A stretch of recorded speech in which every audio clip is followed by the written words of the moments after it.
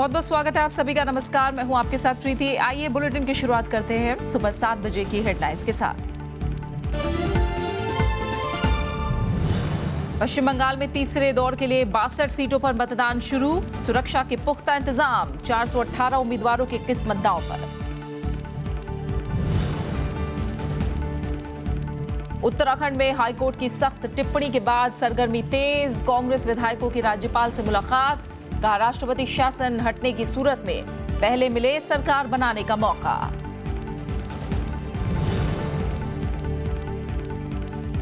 विजय माल्या की मुश्किलें बढ़ी। चेक बाउंस मामले में दोषी करार। ताजा गैर जमानती वारंट जारी। 5 मई को सजा का ऐलान।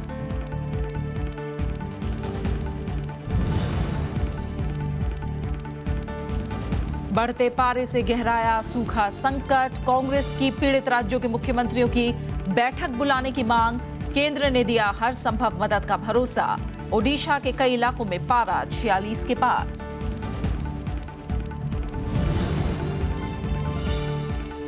भारत चीन शांतिपूर्ण बातचीत के जरिए सुलझाएंगे सीमा विवाद। बीजिंग में 19वें दौर की सीमा वार्ता में फैसला। अजहर मसूद मामले में तल्खी का नहीं पड़ेगा असर।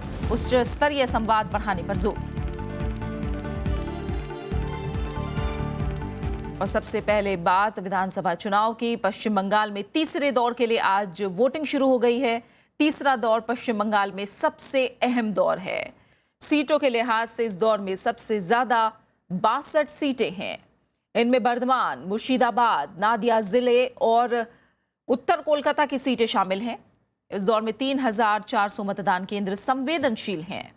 कड़ी सुरक्षा व्यवस्था के लिए चुनावी क्षेत्रों में अर्धसैनिक बल के 75,000 जवानों समेत 1 लाख सुरक्षा कर्मियों को तैनात किया गया है। इस दौर में प्रमुख उम्मीदवारों में तृणमूल कांग्रेस सरकार के मंत्री शशि पांजा और साधन पांडे, बीजेपी के राष्ट्रीय सचिव राहुल सिन्हा, 5 बार कांग्रेस के विधायक रहे मोहम्मद सोहराब शामिल हैं। तीसरे दौर में कुल 1,37,42,000 वोटर हैं। इनमें से 71,33,978 पुरुष और 65,79,218 महिला वोटर हैं। 28,645 सर्विस मतदाता हैं, जबकि 159 अन्य श्रेणी के मतदाता शामिल हैं। वहीं अगर इस दौर में उम्मीदवारों की बात करें तो कुल 418 उम्मीदवारों की किस्मत का फैसला आज हो रहा है, जिनमें से 34 महिला उम्मीदवार हैं। तृणमूल कांग्रेस और बीजेपी ने सभी 62 सीटों पर उम्मीदवार उतारे हैं, जबकि कांग्रेस के 26 और सीपीएम के 38 उम्मीदवार किस्मत आजमा रहे हैं। सबसे ज्यादा 12 उम्मीदवार मुर्शिदाबाद जिले की दोमकल और जालांगी सीट पर हैं, जबकि सबसे कम 3 उम्मीदवार बर्धमान जिले की बर्धमान दक्षिण और गालसी सीट पर किस्मत आजमा रहे हैं। चुनाव आयोग ने इस दौर में निष्पक्ष और शांतिपूर्ण मतदान के लिए अतिरिक्त सुरक्षा बलों की तैनाती की है। इस दौर के मतदाताओं के लिए 16,461 पोलिंग स्टेशन बनाए गए हैं। आयोग ने 18,930 ईवीएम मशीनों की व्यवस्था की है। इस बार 1,214 मशीनों में वीवीपीएटी की सुविधा भी मतदाताओं को दी जा रही है। कुछ और खबरें। एक तरफ उत्तराखंड में राष्ट्रपति शासन को लेकर हाईकोर्ट में सुनवाई चल रही है, वहीं दूसरी तरफ इस मामले को लेकर कल राजनीतिक गहमागहमी देखी गई। राष्ट्रपति शासन हटाए जाने की आशंका के मद्देनजर कांग्रेस ने राज्यपाल से मुलाकात कर बहुमत का दावा किया। साथ ही कहा कि पार्टी सरकार गठन के लिए हमेशा तैयार है। उत्तराखंड में राष्ट्रपति शासन को लेकर सियासी हलके में भी सरगर्मी देखी गई। कांग्रेस और पीडीएफ नेताओं के प्रतिनिधिमंडल ने राज्यपाल के पॉल से मुलाकात कर ज्ञापन सौंपा। इसमें कहा गया कि राष्ट्रपति शासन हटाए जाने की सूरत में सरकार बनाने का न्योता सबसे पहले कांग्रेस को मिलना चाहिए। तो हम विधानसभा के बहुमत सिद्ध करने के लिए हमेशा तैयार हैं, क्योंकि बहुमत हमारे साथ है। और आज भी हमने यही निवेदन किया है कि राष्ट्रपति शासन के वो होने पर सबसे पहले हमको सरकार बनाने के लिए आमंत्रित किया जाए। कांग्रेस को आशंका है कि पार्टी के बागी विधायकों के समर्थन से गैर कांग्रेस सरकार का गठन करने के लिए केंद्र राष्ट्रपति शासन हटा सकती है। ये चर्चा में है। जिस तरीके से विजयवर्गीय आदि ने कहा है, उससे इस तरीके की बातों को बहुत बल मिला है। इससे पहले दिल्ली से लेकर उत्तराखंड के बीजेपी नेताओं ने इस बात के साफ संकेत दिए कि वो सरकार बना सकते हैं। आज भी हमारे पास बहुमत मौका मिला तो हम फ्लोर पे बहुमत सिद्ध करेंगे। हमारे सीनियर लीडर जब बयान दे रहे हैं दिल्ली से, तो ये समझना चाहिए कि हमारी पक्की तैयारी है, पूरी तैयारी है। अगर गवर्नमेंट बनाने का मौका मिलता है तो सरकार बनाएंगे। केंद्र सरकार ने संवैधानिक तंत्र की विफलता का हवाला देते हुए राज्य में 27 मार्च को राष्ट्रपति शासन लगा दिया था। फिलहाल मामला अदालत में है और उत्तराखंड हाईकोर्ट में मामले की सुनवाई चल रही है। Bureau report, Rajya Sabha TV. इस बीच उत्तराखंड हाईकोर्ट ने केंद्र को परोक्ष रूप से आगाह किया कि राष्ट्रपति शासन को चुनौती देने वाली याचिका पर फैसला सुनाए जाने तक इसे वापस नहीं लिया जाएगा। कोर्ट ने उम्मीद जताई कि केंद्र सरकार हमें उकसाने की कोशिश नहीं करेगी। सुनवाई के दौरान कल अदालत ने कहा है कि राष्ट्रपति के फैसलों की न्यायिक समीक्षा हो सकती है। उत्तराखंड हाईकोर्ट में बुधवार को सुनवाई के दौरान राष्ट्रपति के फैसले की न्यायिक समीक्षा का मामला भी उठा। केंद्र सरकार ने दलील दी कि राष्ट्रपति के फैसले अदालती समीक्षा से ऊपर हैं। इस पर हाईकोर्ट ने कहा कि लोगों की राय गलत हो सकती है और इसमें राष्ट्रपति के साथ न्यायाधीश भी शामिल हैं। सो राष्ट्रपति शासन से जुड़े फैसले की अदालत समीक्षा कर सकती है। हाईकोर्ट ने कहा कि राज्यपाल की ओर से राष्ट्रपति को भेजी गई रिपोर्ट में ये नहीं कहा गया था कि 35 विधायकों ने वोटिंग की मांग की थी। इसमें इसका जिक्र नहीं था कि कांग्रेस के 9 बागी विधायक भी मत विभाजन के पक्ष में थे। There is a political process. There is an institutional respect that will exist between all the various institutions because that's the constitutional scheme. In the constitutional scheme, everything is fixed and determined in its own particular way. And wherever anything goes contrary to that, the courts naturally would intervene and would give a pronouncement of a judgment. सुनवाई के दौरान याचिकाकर्ता हरीश रावत ने केंद्र के इरादों पर संदेह जताया। उनकी दलील थी कि इस मामले में कोर्ट का फैसला आने से पहले राष्ट्रपति शासन हटाया जा सकता है। इस पर कोर्ट ने उम्मीद जताई कि केंद्र सरकार हमें उकसाने की कोशिश नहीं करेगी। जो स्टेटमेंट केंद्र सरकार के वकीलों का था कि इस दौरान कुछ भी नहीं किया जाएगा जब तक ये मामला सुनवाई में है, वो बदलना नहीं चाहिए। और उच्च न्यायालय ने ये बड़ा स्पष्ट किया कि अगर वो पूरा मामला बदलता है, सच्चाई जमीनी बदलती है इस दौरान, तो वो सही नहीं होगा संवैधानिक रूप से। इस मामले में गुरुवार को सुनवाई पूरी हो सकती है और कोर्ट अपना फैसला सुरक्षित रख सकती है। 2 दिनों की सुनवाई के दौरान भी हाई कोर्ट ने कई कड़ी टिप्पणियां की हैं। सोमवार को कोर्ट ने कहा था कि राष्ट्रपति शासन के जरिए लोकतंत्र की जड़ें काटी जा रही हैं। Bureau report, Rajya Sabha TV. शराब कारोबारी और किंगफिशर के मालिक विजय माल्या की मुश्किलें लगातार बढ़ती जा रही हैं। हैदराबाद की अदालत ने चेक बाउंस के एक मामले में माल्या को दोषी करार दिया। GMR Hyderabad international airport limited ने माल्या के खिलाफ 50 लाख रुपए के 2 चेक बाउंस होने का केस किया था। बुधवार को लंबी सुनवाई के बाद अदालत ने माल्या और बाकी लोगों को दोषी करार दिया। इसके पहले 13 मार्च को विजय माल्या के खिलाफ कोर्ट ने गैर जमानती वारंट जारी कर दिया था। कोर्ट ने पुलिस को माल्या को 13 अप्रैल तक पेश करने के आदेश दिए थे। हालांकि विजय माल्या पिछले महीने ही देश से बाहर चले गए थे। कोर्ट ने विजय माल्या के खिलाफ ताज़ा गैर जमानती वारंट जारी करके उन्हें 5 मई तक अदालत के सामने पेश होने का आदेश दिया है। GMR के वकील के मुताबिक अदालत 5 मई को सजा सुना सकती है। इस मामले में अदालत ने किंगफिशर के पूर्व chief financial officer A. Raghunathan को भी दोषी करार दिया है।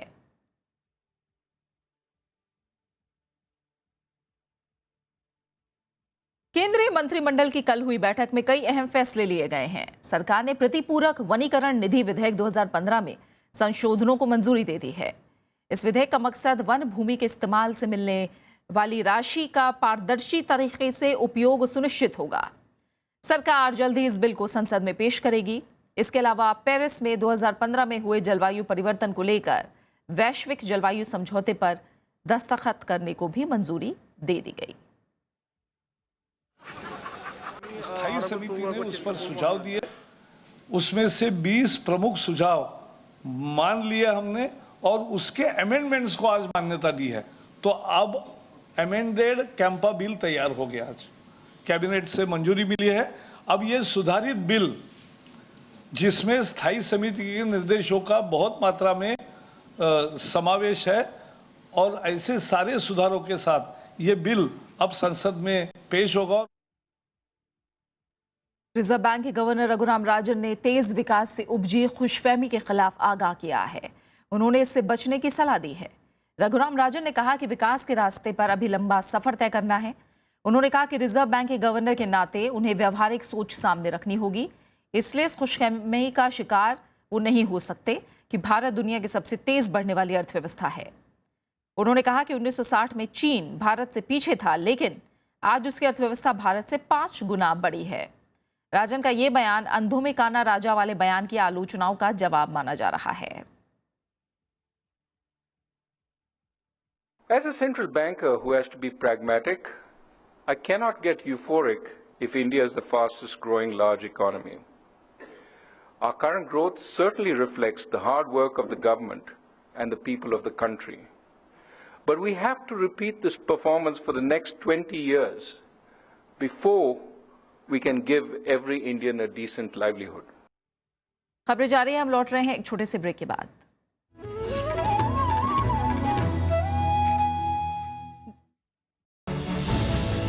कलम गवाह है में इस बार मुलाकात वरिष्ठ पत्रकार और संपादक हरिजय सिंह के साथ।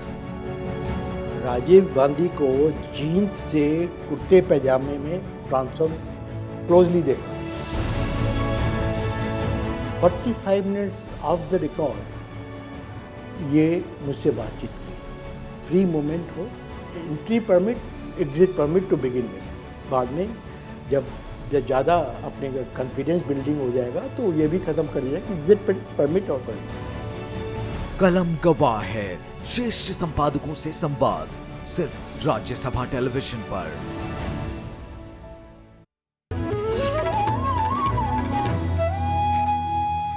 और अब खबरें सूखे और जल संकट की।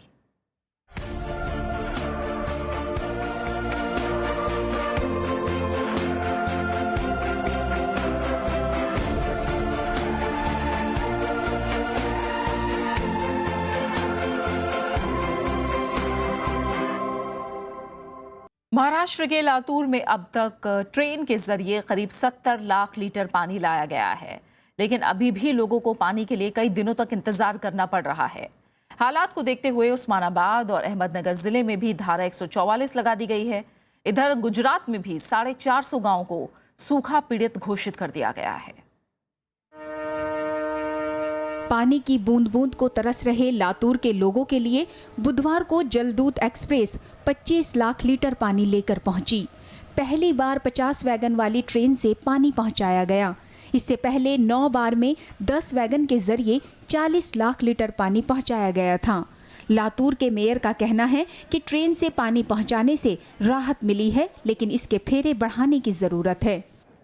आज तक हमें मेरे से 65 लाख पानी आया है और आज की ट्रेन से हमें बहुत बड़ी राहत मिली है। ये कितने दिन में ये देंगे उसके ऊपर हमारा अगला डिपेंड रहेगा, लेकिन ये अगर पर डे देते हैं तो मैं आने वाले दिनों में हम लोगों को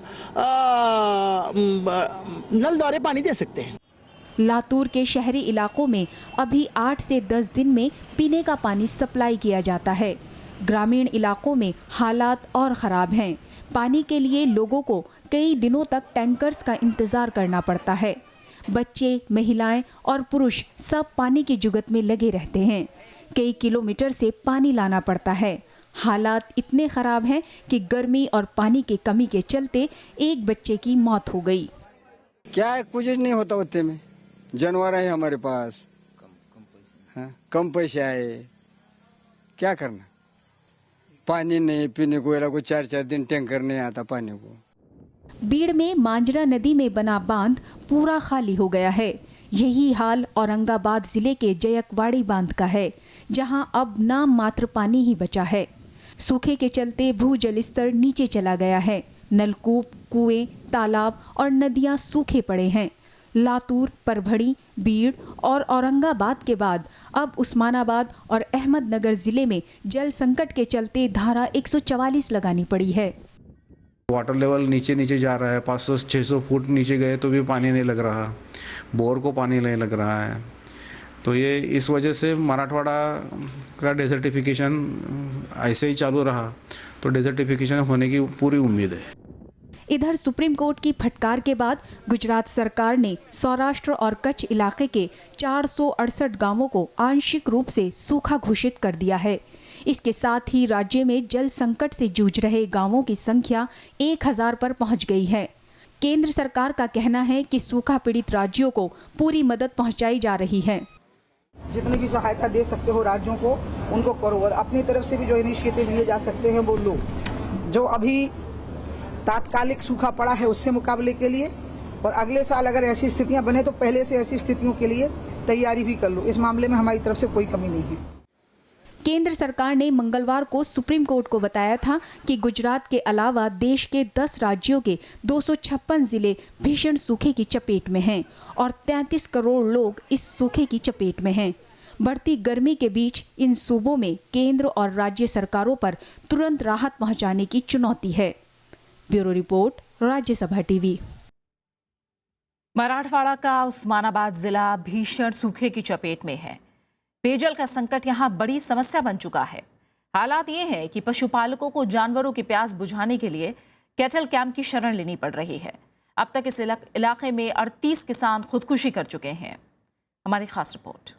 महाराष्ट्र के उस्मानाबाद जिले का सरमकुंडी गांव, क्या बच्चे क्या बड़े, सबकी मुसीबत एक सी है। पीने का पानी जमा करना इन दिनों सबसे बड़ी चुनौती बन गया है। गांव के ज़्यादातर जल स्रोत सूख चुके हैं। करीब 4000 की आबादी वाले इस गांव के लोग बोरवेल से घरेलू इस्तेमाल के लिए पानी ला रहे हैं।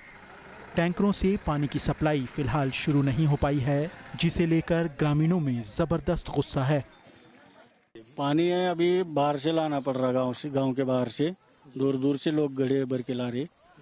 अभी पानी का बहुत प्रॉब्लम है। पानी बोले तो बोर भी है, वो बोर भी सूख गए, कुएं सूख गए, कुएं में पानी नहीं।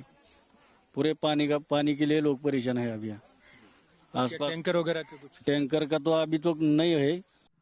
5 साल से सूखे ने किसानों की कमर तोड़ दी है। किसान कर्ज के बोझ से दबे हैं, फसलें तबाह हो चुकी हैं। लोगों के सामने जीवन मरण का प्रश्न है। बोरिंग का पानी भी सूखने लगा है। प्रशासन की लापरवाही से भी लोगों में निराशा है। जो प्रशासन है वो जितना चाहिए उतना लोगों को रिस्पेक्ट नहीं कर रहा है। इसकी वजह से यहाँ हमारे गांव में भी 2 आत्महत्याएं हो चुकी है इससे पहले। अभी हम ग्राम पंचायत की तरफ से जितना लोगों को चाहिए उतना सपोर्ट कर रहे हैं, लेकिन ऊपर का जो सपोर्ट हमें मिलना चाहिए वो कुछ नहीं मिल रहा है। हालांकि जिला प्रशासन ने बड़ी तादाद में कुओं नलकूपों का अधिग्रहण कर लिया है। लोगों को राहत देने की कोशिशें हो रही हैं। जिले में पशुओं के 88 कैंप हैं, जिनमें करीब 90,000 जानवर रखे गए हैं, लेकिन प्रशासन के सारे इंतजाम फिलहाल नाकाफी साबित हो रहे हैं। अरविंद कुमार सिंह, राज्यसभा टीवी, उस्मानाबाद।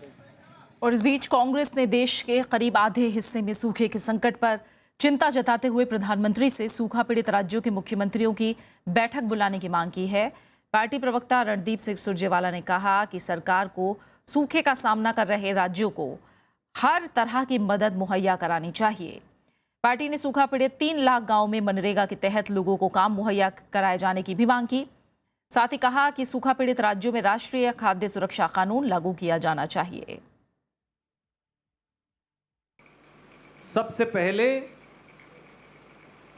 इन सभी लगभग 3 लाख गांव और 300 जिलों में 13 प्रांतों में बगैर देर किए महात्मा गांधी नरेगा स्कीम के तहत रोजगार मुहैया करवाया जाए।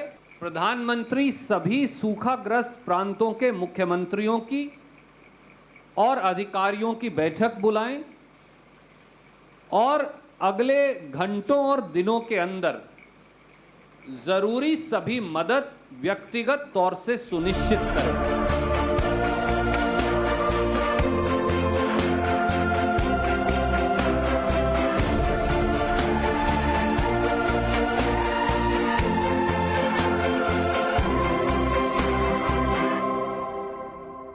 कुछ और अहम खबरें। भारत और चीन ने सीमा विवाद के शांतिपूर्ण हल के लिए बातचीत जारी रखने पर सहमति जताई है। सीमा विवाद हल करने के तरीकों पर चर्चा के लिए चीन में आयोजित 19वें दौर की सालाना वार्ता के बाद दोनों देशों ने कहा कि निष्पक्ष, तर्कसंगत और परस्पर स्वीकार्य समाधान पर पहुंचने के लिए बातचीत जारी रखना जरूरी है। बैठक में भारत की तरफ से राष्ट्रीय सुरक्षा सलाहकार अजीत डोभाल ने शिरकत की, जबकि चीन की तरफ से उनके समकक्ष यांग जीची शामिल हुए। दोनों देशों के बीच 3,488 किलोमीटर लंबी सीमा है, जिसके स्पष्ट निर्धारण के लिए हर साल इस वार्ता का आयोजन होता है। जैश ए मोहम्मद प्रमुख मसूद अजहर को लेकर जारी तल्खी के बावजूद भारत और चीन के बीच हुई ये वार्ता काफी अहम मानी जा रही है। वार्ता से पहले चीन में मौजूद रक्षा मंत्री मनोहर पर्रिकर ने भारत का रुख साफ किया था। उन्होंने कहा था कि वास्तविक नियंत्रण रेखा को लेकर स्पष्टता होनी चाहिए। अमेरिका भारत के साथ अपने रिश्तों को और मजबूत करना चाहता है, जिससे दोनों देशों को आर्थिक स्तर पर फायदा हो। लेकिन कई मौकों पर परिस्थितियां सोच को अंजाम तक पहुंचने से पहले ही रोक देती हैं और इस तरह की दिक्कतों को खत्म करना जरूरी है। भारत में मेक इन इंडिया कार्यक्रम के तहत निवेश के लिए अमेरिका कई तरह के आश्वासन चाहता है। अमेरिका का कहना है कि जब तक भारत मौजूदा माहौल को और आसान नहीं बनाता, तब तक इस योजना की सफलता पर संशय बरकरार रहेगा। We strongly support Prime Minister Modi's Make in India campaign, which envisions India as an elite manufacturing hub. But companies involved in global manufacturing need transparency, predictability, and legal certainty. प्रधानमंत्री नरेंद्र मोदी की अमेरिकी राष्ट्रपति बराक ओबामा से 6 बार मुलाकात हो चुकी है और जून में एक बार फिर प्रधानमंत्री अमेरिका का दौरा कर सकते हैं। ओबामा के कार्यकाल में ये किसी भारतीय नेता की आखिरी स्टेट विजिट हो सकती है। 7 और 8 जून को संभावित ये दौरा एशिया फोकस और भारत की लुक ईस्ट नीति पर चर्चा के लिहाज से काफी खास है। Well, I mean, I think the hiccups are well known, which is that we will of course have areas where we need to work through different trade issues. We will of course have areas where on particular key strategic issues where different historic ties that India may have, different perspectives that the US may bring. America की उप विदेश मंत्री निशा देसाई बिस्वाल 4 दिनों की यात्रा पर दिल्ली में हैं। उन्होंने कहा कि 2 साल के दौरान भारत में अमेरिकी निवेश को देखते हुए दोनों देशों की दोस्ती में गहराई की जरूरत है। अखिलेश सुमन, राज्यसभा टीवी। इक्वाडोर में बुधवार को भी भूकंप के 2 तेज झटके महसूस किए गए। रिक्टर स्केल पर इनकी तीव्रता 6.1 और 6.3 थी। उधर पिछले शनिवार को आए भूकंप से मरने वालों की तादाद 553 हो गई है। राहत और बचाव का काम तेजी से जारी है। शनिवार को आए भूकंप के बाद से अभी भी करीब 1700 लोग लापता है, जबकि 4500 से ज्यादा जख्मी हैं। अभी तक मलबे से 54 लोगों को जिंदा निकाला गया है। हजारों लोग बेघर हैं और खुले में सोने को मजबूर हैं। इस बीच राष्ट्रपति राफेल कोरिया ने कहा है कि अब मलबे में दबे लोगों के जिंदा बच पाने की उम्मीद बहुत कम है। उन्होंने कहा कि बावजूद इसके शवों को भी जल्द निकाला जाना जरूरी है, वरना महामारी फैलने का खतरा बढ़ जाएगा। Pero luego hay cadáveres dentro de los escombros que comienza un proceso de descomposición. En consecuencia hay que ya tratar esos cadáveres y ya preocuparse más de eso que ver si la remota posibilidad de que si alguien sigue con vida. Todos esos protocolos se están siguiendo. Yemen में शांति बहाली के लिए आज से Kuwait में वार्ता शुरू हो रही है। संयुक्त राष्ट्र प्रायोजित इस वार्ता में यमन में गृहयुद्ध खत्म करने और सऊदी गठबंधन सेनाओं की यमन से वापसी पर चर्चा होगी। ये वार्ता 18 तारीख को शुरू होनी थी, लेकिन राजधानी सना पर सऊदी गठबंधन के हवाई हमले के विरोध में हूथी शिया वार्ता से हट गए थे। पूर्व राष्ट्रपति अली अब्दुल्ला सालेह के प्रतिनिधिमंडल ने भी बातचीत में हिस्सा लेने से मना कर दिया था। संयुक्त राष्ट्र के तत्वाधान में यमन में शांति के लिए इससे पहले पिछले साल जून और दिसंबर में भी वार्ता हुई थी, लेकिन तब कोई हल नहीं निकल सका था। The delegations will focus on the implementation of Security Council Resolution 2216. They're expected to develop a framework that paves the way for a peaceful and orderly process based on the Gulf Cooperation Council initiative and the outcomes of the National Dialogue Conference. और इधर Syria में शांति की कोशिशें जारी हैं। बुधवार को Geneva में सीरियाई सरकार के प्रतिनिधि ने राष्ट्रीय सरकार बनाने का प्रस्ताव दिया। सीरिया सरकार के प्रमुख वार्ताकार बशर अल जाफरी ने कहा कि राष्ट्रपति बशर अल असद को हटाने की विपक्ष की मांग सरकार को स्वीकार नहीं है। उन्होंने कहा कि शांति बहाली के लिए एक राष्ट्रीय सरकार बनाई जा सकती है, जिसमें विद्रोहियों को जगह दी जा सकती है। हालांकि विद्रोही अभी भी राष्ट्रपति असद को हटाए बिना किसी समझौते के लिए राजी नहीं है। इस बीच सीरिया शांति वार्ता शुरू करने पर दोनों पक्षों में सहमति नहीं बन पाई है। और इन सबके बीच अमेरिकी राष्ट्रपति बराक ओबामा बुधवार को सऊदी अरब पहुंचे। यहां उन्होंने सऊदी अरब के सुल्तान शाह सलमान से मुलाकात की। इस दौरान दोनों देशों के बीच तनाव को कम करने पर बातचीत हुई। ईरान के साथ हुए परमाणु करार को लेकर दोनों देशों में भारी असहमति है।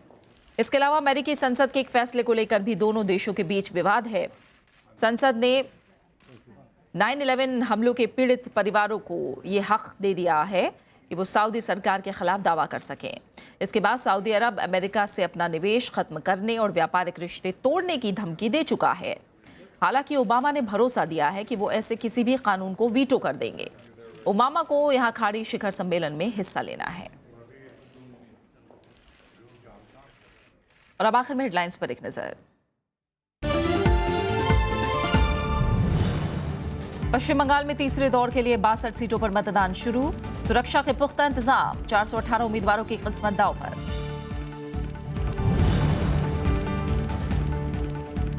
उत्तराखंड में हाईकोर्ट की सख्त टिप्पणी के बाद सरगर्मी तेज। कांग्रेस विधायकों की राज्यपाल से मुलाकात, कहा राष्ट्रपति शासन हटने की सूरत में पहले मिले सरकार बनाने का मौका। विजय माल्या की मुश्किलें बढ़ी, चेक बाउंस मामले में दोषी करार, ताजा गैर जमानती वारंट जारी, 5 मई को सजा का ऐलान। बढ़ते पारे से गहराया सूखा संकट, कांग्रेस की पीड़ित राज्यों के मुख्यमंत्रियों की बैठक बुलाने की मांग, केंद्र ने दिया हर संभव मदद का भरोसा। ओडिशा के कई इलाकों में पारा 46 के पार।